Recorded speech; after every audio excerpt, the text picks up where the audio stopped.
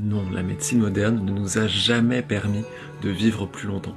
C'est un gros mytho, et même un mythe construit par les industriels pour se légitimer et se rendre indispensable. En fait, Léo Commune, toi, tu crois qu'il y a des mecs qui se sont réunis dans une pièce pour nous faire croire qu'avant les gens mouraient jeunes alors qu'en fait ils vivaient super vieux et qu'en réalité c'est pas vrai, pour nous faire croire qu'on a vraiment besoin des médicaments, pour pouvoir ensuite nous les vendre. Fin 18e siècle en France, un enfant sur deux n'atteint pas l'âge adulte. Ce qui doit quand même vraiment nous remettre un peu les pieds sur terre sur le naturel, le machin, les trucs. Alors, Léo Commune, lui, il a de la chance, c'est pas une meuf, c'est pas un travailleur manuel qui s'est fait niquer le corps ou l'esprit par son travail.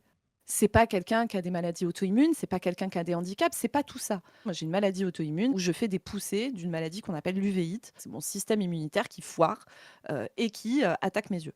Quand je suis en crise, il faut que je mette des gouttes de corticoïdes. Alors, c'est extrêmement contraignant, c'est des gouttes toutes les heures. Tout ça chaque semaine pendant des mois et des mois et à retourner chez l'ophtalmo toutes les 15 jours alors que j'ai plein d'autres choses à faire. Enfin voilà, c'est compliqué quoi.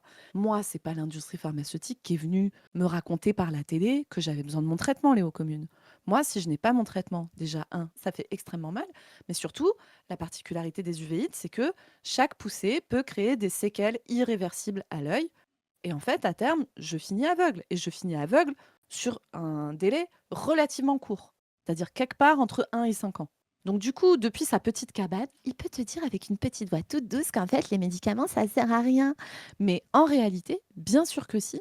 Et je te le dis, moi, à la fois en tant que médecin qui voit des gens malades toute la journée et en tant que moi-même malade chronique, c'est insupportable d'entendre ça. C'est vraiment un crachat à la gueule et ça l'est encore plus quand c'est dit sur ce petit ton doucereux de merde de ta position de mec blanc, valide, vivant dans le centre impérialiste au 21e siècle. C'est insupportable. C'est vraiment indécent.